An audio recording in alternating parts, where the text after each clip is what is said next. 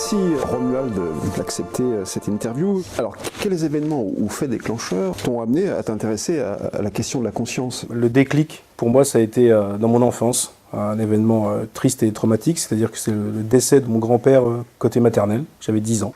Et c'était très difficile pour moi, qui était un petit garçon, de voir ce cercueil descendre dans la terre, tu vois. Tout ça, c'était très traumatisant parce que je me disais, ça ne peut pas finir comme ça. Donc, dès mon enfance, je me suis dit, il faut que je voue ma vie quelque part à essayer de comprendre, savoir s'il y a une survie après la mort, et surtout essayer de combattre une vision complètement matérialiste, en fait, de se dire que ça finit comme ça dans un trou, à pourrir, en fait. Et c'était inacceptable pour moi. Donc, ça a été vraiment l'élément déclencheur.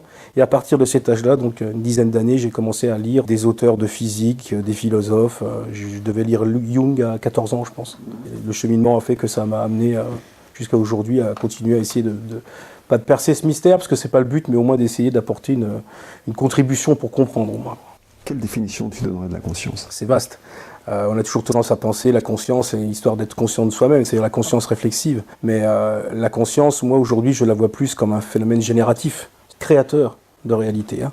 Vraiment d'être même à la source première du réel. Pour moi, c'est un processus, c'est-à-dire qu'il y a une sorte de navigation, de processus qui est en rétroaction avec le temps, avec l'espace. Je pense que justement, on pourrait associer la conscience à l'espace global. Parce qu'en fait, quand on est dans des phénomènes de conscience non locale, on s'aperçoit que cette conscience, elle peut s'étendre à l'univers entier.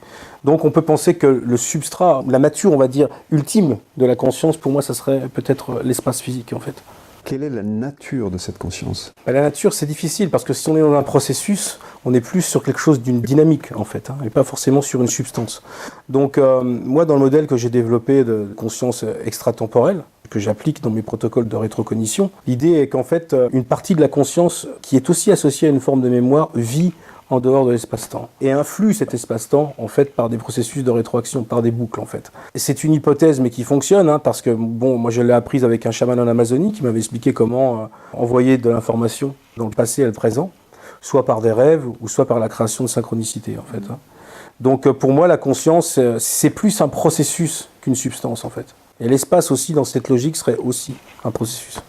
Est-ce que tu peux développer cette notion de processus? Alors, on va prendre un exemple qui est assez simple, hein, qui est celui de la façon dont Ernesto allait chercher de l'information dans l'avenir par les rêves. L'idée, il me disait, tu sais, c'est très simple. Par exemple, tu vas faire un rêve cette nuit avec un homme en blanc qui va te donner de l'or, par exemple, ou de l'argent. Tu gardes à l'esprit cette image, tu l'oublies, mais tu la gardes quand même à l'esprit. C'est un peu paradoxal, mais c'était vraiment la condition sine qua non. 3 semaines après, par exemple, tu vas au guichet d'une banque. Le gars au guichet, il est habillé tout en blanc et il te donne de l'argent. Tu repenses à ton rêve.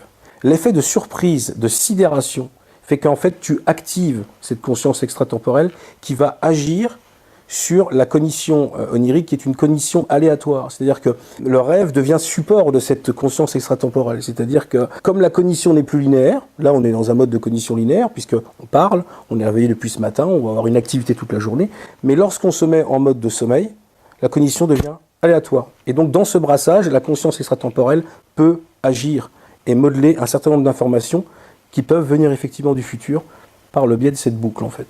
Quelle place occupe ce concept de conscience dans tes travaux? Moi, j'essaie, si tu veux, aujourd'hui, d'appliquer des protocoles qui pourront peut-être servir pour sauvegarder des vies, pour essayer de sauver des gens qui sont malades, pour essayer de comprendre la nature même de l'évolution du vivant.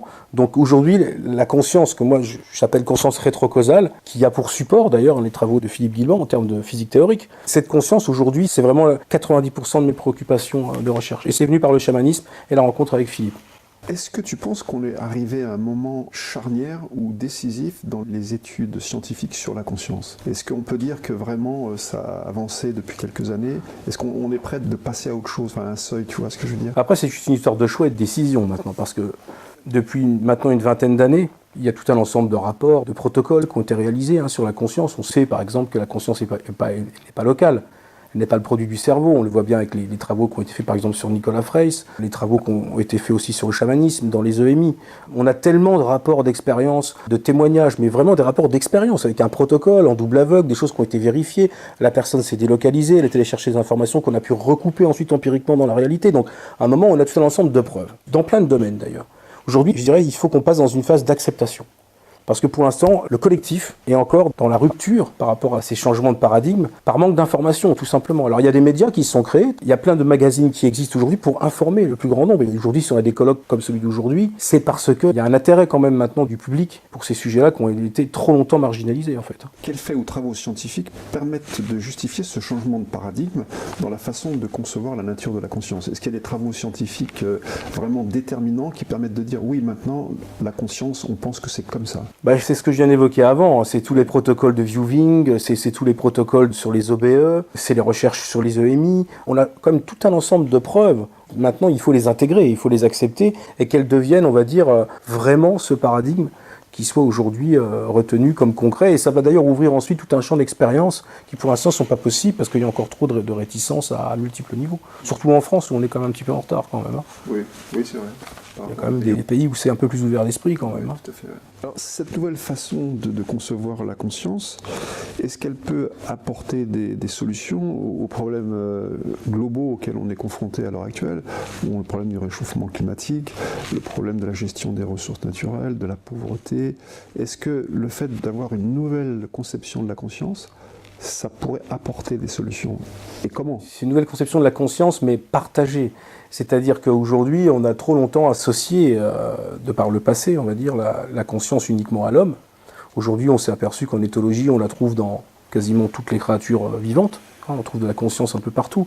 Par rapport aux questions d'environnement, il y a tout un travail aujourd'hui qui est fait sur les arbres, par exemple sur les forêts. Hein.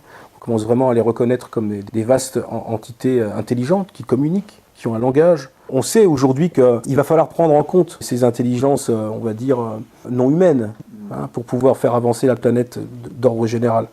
Alors ça a commencé, on voit bien, il y a plein de courants qui se sont sensibilisés par rapport à la condition animale, par rapport à la protection de l'environnement, des forêts.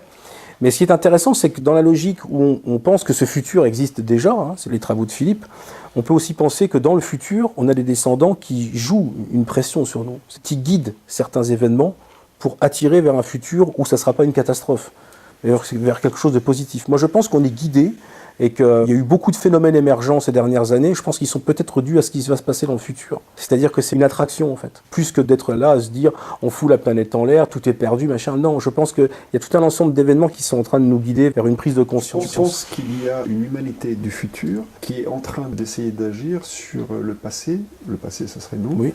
Et de lui faire suivre la bonne voie, de lui éviter de faire des bêtises. Évidemment, c'est une question de survie. En plus, cette technologie de l'esprit, elle est en train d'émerger. Elle émerge à travers les travaux de Philippe et d'autres physiciens. J'en parle aussi dans mes travaux sur la rétrocognition. Donc c'est quelque chose qui petit à petit va être pratiqué simplement par les gens en fait.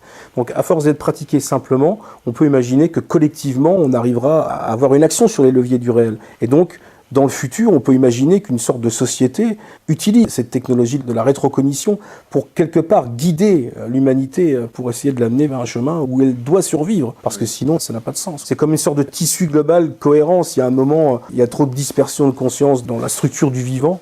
Je ne suis pas sûr que l'équilibre même physique de la réalité puisse tenir, en fait. Même ces bases fondamentales. Je vais te poser enfin une dernière question. Alors c'est une question qui est extrêmement personnelle. Si tu avais quelque chose à dire aux personnes qui vont regarder cette interview, quel message tu leur transmettrais? Moi j'essaierais de donner un message optimiste. Parce qu'on voit trop aujourd'hui, de par les médias, et même par certains chercheurs qui essaient toujours d'avancer. Et quelque part, c'est intéressant de faire ça, parce que si on ne tire pas la sonnette d'alarme, les gens ils risquent de rester dans une sorte de confort et se dire on peut continuer à polluer, on peut continuer à avoir certains types de comportements. Mais je pense quand même qu'il faut rester optimiste. Il y a quand même cette intelligence qui est distribuée dans le temps et qui nous sera favorable, mais il y a un travail à faire. Mais voilà, j'invite les gens à s'intéresser à ces questions sur la conscience, à participer à des colloques, à simplement lire des livres, pas forcément rentrer dans un système commercial à acheter ou autre, mais bien souvent on peut avoir accès à quand même pas mal de documents gratuits sur le web, donc au moins d'avoir cette étincelle de vouloir s'intéresser au moins à la question. Parce que lorsqu'on commence à s'intéresser à ça, on rejoint un peu cette bifurcation vers quelque chose de positif dans l'avenir. C'est au moins déjà d'avoir cette appartenance, d'essayer de se dire, tiens, il y a quelque chose à suivre auquel je peux être participatif. Voilà. Je te remercie Romuald pour ces réponses. Merci à toi. Merci. Merci.